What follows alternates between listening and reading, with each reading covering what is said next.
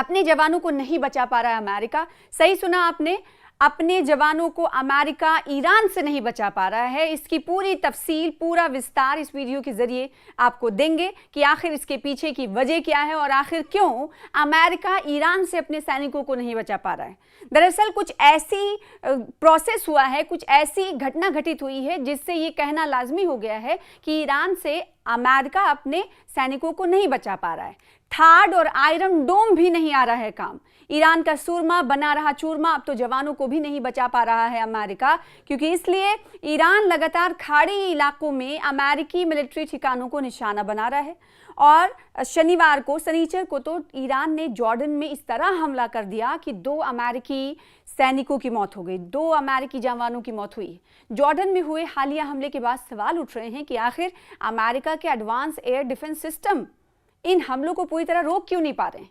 इन लगातार हमलों के बाद सबसे बड़ा सवाल यही उठ रहा है कि आखिर अमेरिका के थार्ड, आयरन डोम और एरो जैसे एयर डिफेंस सिस्टम के बावजूद ईरान बार बार अपने हमलों में कैसे कामयाब हो रहा है। इसके पीछे क्या है वजह, ये वीडियो आपको देखनी ज़रूरी है। इसके पीछे वजह क्या है? इसके पीछे ईरान की नई मिसाइल टेक्नोलॉजी है और रूस और चीन से मिल रही मिलिट्री मदद। ईरान ने ऑफिशियली इस पर कहा है कि हाइपरसोनिक मिसाइलों से हमने टारगेट किया है, जिसका नाम फतह 1 है और फतह 2। हालांकि इस बात की स्वतंत्र रूप से तस्दीक नहीं की गई है कि ईरान इन मिसाइलों का इस्तेमाल कर रहा है या नहीं।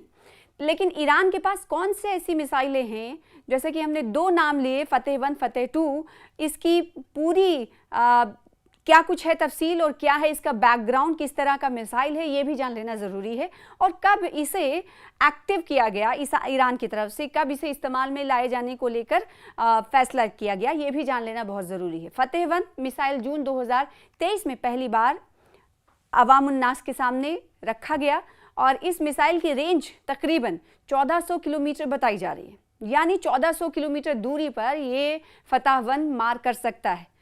और ईरान ने दावा किया है कि ये 13 से 15 तक की स्पीड से उड़ सकती है और एकदम आखिर में अपना जो टारगेट है उसे भी बदला जा सकता है, जिससे इसे रोकना बेहद मुश्किल हो जाता है।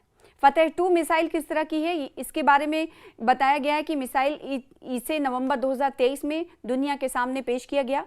फतह 2 की रेंज तकरीबन 1400 से 1500 किलोमीटर बताई जाती है।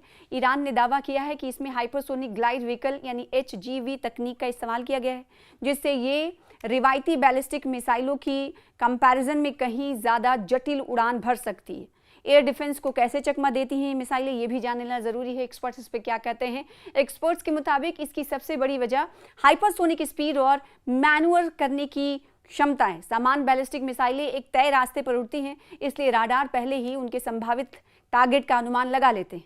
लेकिन यदि कोई मिसाइल मैच 5 या उससे अधिक की गति से उड़ते हुए अंतिम समय में दिशा बदल दे तो एयर डिफेंस सिस्टम के पास प्रतिक्रिया देने के लिए केवल कुछ सेकंड ही बचते हैं और इसीलिए कामयाब नहीं हो पाते एयर डिफेंस सिस्टम, और वो निशाने को भेद कर, एयर डिफेंस सिस्टम को भेद कर अपना टारगेट पूरा कर लेती है। तो जब तक राडार नई दिशा को ट्रैक करता है, मिसाइल फिर अपना रास्ता बदल सकती है। इतना ही नहीं, अब आप अंदाज़ा लगा सकते हैं कि कोई मिसाइल टारगेट पॉइंट ए तय किया गया है, लेकिन मिसाइल जाते जाते फ्रैक्शन ऑफ सेकेंड में टारगेट बी की तरफ मुड़ जाए तो ऐसे में जो दुश्मनों का एयर डिफेंस सिस्टम है वो भी काम करना बंद कर देता है। इतना ही नहीं, इजराइल ने क्योंकि जिस तरह से खुद को मिसाइल से बचाने के लिए एयर डिफेंस लगाया है, उस लेवल की सुरक्षा गल्फ के बाकी ममालिक में नहीं है। क्या सवाल उठता है कि क्या चीन और रूस मदद कर रहा है इसमें ईरान की? इसके पीछे की क्या वजूहात हैं, ये आपको बता देते हैं। मार्च 2026 में प्रकाशित वॉल स्ट्रीट जर्नल की रिपोर्ट के अनुसार रूस ईरान को सैटेलाइट इमेजिनरी और एडवांस ड्रोन टेक्नोलॉजी उपलब्ध करा रहा है, जिससे अमेरिकी सैन्य ठिकानों की बेहतर पहचान और टारगेटिंग संभव हो रही है। मार्च में कार्नेगी एंडाउमेंट की रूसी सैन्य विशेषज्ञ द्वारा मासिकोट ने कहा था कि ईरान के पास अपने सैन्य उपग्रह सीमित हैं, इसलिए रूसी सैटेलाइट इमेजिनरी उसके लिए बेहद अहम है। यूक्रेन के राष्ट्रपति व्लादिमीर पुतिन ज़ेलेंस्की ने भी दावा किया था कि मार्च के अंत में आखिर में केवल 10 दिनों के अंदर रूसी सैटेलाइट्स ने 11 ममालिक में 46 मिलिट्री ठिकानों की तस्वीरें ली हैं। इनमें Diego Garcia, Kuwait airport, Saudi Arabia का प्रिंस सुल्तान एयरबेस और कतर का अल उदैद एयरबेस जैसे प्रमुख अमेरिकी ठिकाने शामिल हैं। यानी ये वो ठिकाने जहां पर अमेरिका ने अपने मिलिट्री बेसिस बना रखे हैं और उसको टारगेट करने को लेकर अब ईरान जो है पूरी तरीके से सक्षम नहीं बल्कि ईरान ऐसे टारगेट को अपना रहा है, इसीलिए अमेरिका अपने जवानों को बचा नहीं पा रहा है।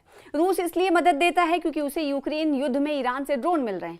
वहीं जितना अमेरिका ईरान के खिलाफ फंसा रहेगा उतना ही वो यूक्रेन पर कम ध्यान देगा। तो रूस और ईरान, यूक्रेन और अमेरिका के बीच क्या कुछ चल रहा है और किस वजह से ये देश एक दूसरे का साथ देते हैं या एक दूसरे के खिलाफ रहते हैं, इस पूरी वीडियो के जरिए आपने तफसील हासिल की। तो अमेरिका अपने जवानों को इसलिए नहीं बचा पा रहा है क्योंकि ईरान के पास कुछ ऐसी मिसाइल्स हैं जिन्हें सार्वजनिक किया जा चुका है। उनके पास पावर क्षमता ये है कि दुश्मनों के एयर डिफेंस सिस्टम को आसानी से भेद लेता है, इसीलिए अमेरिकी जवान कई मारे गए। अब एक ऐसी खबर आई है जिसने नेतन्याहू सरकार के उस तजवीज़ पर बवाल मचा दिया। आखिर नेतन्याहू सरकार, सिहूनी हुकूमत इस वक्त फिलिस्तीनियों के हवाले से कर क्या रही है, ये जानना बहुत ज़रूरी हो जाता है। इस वीडियो के जरिए आपको पूरी तफसील बताएंगे। दरअसल फिलिस्तीनी कैदियों के लिए मगरमच्छों वाली खाई बना रही है नेतन्याहू सरकार, और ऐसा हम नहीं कह रहे हैं बल्कि एक तजवीज़ है जो पेश किया गया है सिहूनी हुकूमत की तरफ से, और इसीलिए इस तजवीज़ पर, इस प्रस्ताव पर कहीं ना कहीं बवाल मचा हुआ है। इजरायली सरकार ने फिलिस्तीनी कैदियों वाली जेलों के चारों ओर खाइयां खोदने और उनमें मगरमच्छ और दूसरे खतरनाक जानवर छोड़ने का प्रस्ताव रखा है। मानवाधिकार जो संगठन है, फिलिस्तीनी अधिकारियों ने इस तजवीज़ का, इस प्रपोजल का कड़ा विरोध किया है, कड़ा एहतजाज जताया है। इजरायली सरकार ने फिलिस्तीनी कैदियों वाली जेलों के चारों तरफ एक खाई खोदने और उसमें मगरमच्छ और दूसरे खतरनाक जानवर छोड़ने की योजना के हवाले से एक तजवीज़ पेश किया। फिर उसके बाद इस तजवीज़ पर हंगामा खड़ा हो गया। इजरायली सरकार के इस फैसले का चौतरफा विरोध हो रहा है, लेकिन नेतन्याहू सरकार पर इसका कोई भी असर नहीं हो रहा है। एक फिलिस्तीनी ऑफिसर ने कहा कि इस प्रपोजल का मकसद कैदियों को ये महसूस कराना है कि उन्हें इंटरनेशनल कानून और ह्यूमन राइट्स प्रोटेक्शन से दूर रखा गया है। वही एक और एजुकेशन ऑफिसर मुजफ्फर ज़ौक ने कहा कि ये अवार्ड जुल्म का एक नया एक्सट्रीम है और इससे फिलिस्तीनी कैदियों की मेंटल हेल्थ पर जो असर पड़ेगा, पहले से ही वो भूख, हिंसा, अकेलेपन, खाने की कमी और दूसरे मुश्किल हालात का सामना कर रहे हैं, और ये कहीं ना कहीं कदम बहुत ही विनाशकारी हो सकता है, मेंटल हेल्थ की धज्जियां उड़ा देगा। तेल अवीव में मूसा जेल के एक स्पोक्सपर्सन अलमनी सरदा ने कहा है कि इजरायली जेलों में सालों से फिलिस्तीनी कैदियों के साथ टॉर्चर और बुरे बर्ताव के अलग अलग तरीके इस्तेमाल किए जा रहे हैं, जबकि मगरमच्छ के पिंजरे बनाने का प्रपोजल इस चेन में बस एक कड़ी है। सरदा ने कहा कि इस पॉलिसी का मेन मकसद फिलिस्तीनी नागरिकों को ना सिर्फ फिजिकली बल्कि पर्सनली भी पूरी तरह से ख़त्म कर देना है। फिजिकली तो खाने पीने के लिए चीज़ें ना मिलने की वजह से, भूख से और न्यूट्रिशन ना पाने की वजह से लोग फिजिकली तो कमज़ोर हो ही रहे हैं, मेंटली भी उन्हें वीक करने की कोशिश के तौर पर इसे देखा जा रहा है। सरकार एक प्लान बना रही है। इस प्लान में क्या कुछ करने वाली है सरकार, पूरी तफसील आपको देते हैं। इजरायली राइट विंग सरकार ने फिलिस्तीनी कैदियों को रखने के लिए नील नदी के साउथ हिस्से में एक फिश टैंक बनाने के प्लान पर काम शुरू भी कर दिया है। जी हाँ, सिर्फ प्रपोजल नहीं बल्कि एक काम भी शुरू कर दिया गया। कहां पर काम शुरू किया गया है? दक्षिणी हिस्से में, नील नदी के दक्षिणी हिस्से में एक फिश टैंक बनाने के प्लान पर काम शुरू कर दिया गया है। इंटरनेशनल मीडिया के मुताबिक ये प्रपोजल इजराइल की नेशनल सिक्योरिटी काउंसिल ने पेश किया था, जो इजरायली सरकार के लेफ्ट विंग का हिस्सा है। ये अमेरिका के कदीदा राज्य में मगरमच्छों, घड़ियालों और दूसरे रेंगने वाले जानवरों से घिरे एक दलदली इलाके में इजरायली सरकार इस प्रोजेक्ट को लागू करने के लिए कड़ी मेहनत कर रही है और इसका विरोध भी किया जा रहा है। विदेश मंत्री पेट्रिस कासी ने प्रोजेक्ट का क्लासिफिकेशन बदल दिया है और इसे नया और बेहतर बताया है। वैसे तो आपको मालूम है कि युद्ध में गजा और फिलिस्तीन के लोगों की हालत क्या है, पूरी तरीके से तबाह हो चुके हैं लोग, और दूसरी तरफ जो कैदी हैं, इजरायली हुकूमत, सिहूनी हुकूमत के कब्ज़े में जो कैदी हैं, जो ना सिर्फ उन्हें खाने की चीज़ें मिल पा रही हैं, ना उन्हें ग़िज़ा मुकम्मल दी जा रही है, ना जो जेल में कैद हैं, मुक़य्यद हैं, उनके लिए बेहतर सहूलियात नहीं है। लेकिन उसके बावजूद भी ऐसा निज़ाम तैयार किया जा रहा है कि अगर कैदी झांकने की एक तरफ से कोशिश करें या फिर कोई कैदी ये सोच ही नहीं सकता कि वो इस जेल से बाहर किसी भी तरीके से निकल सकता है, क्योंकि चारों तरफ गड्ढे खुदाए जा रहे हैं और मगरमच्छ और दूसरे खतरनाक जानवरों को नदी में डालने की तैयारी है। तो दूसरी तरफ गजा में पूरी तरीके से युद्ध से तबाही है। इजराइल और हमास के बीच 2 सालों तक युद्ध चला। इस युद्ध में 70,000 से ज़्यादा गजा के लोगों की मौत हो गई, जबकि 2 लाख से ज़्यादा लोग जख्मी हुए हैं। इस युद्ध में गजा पूरी तरह से खंडहर में तब्दील हो गया। तस्वीरें आप देखते हैं।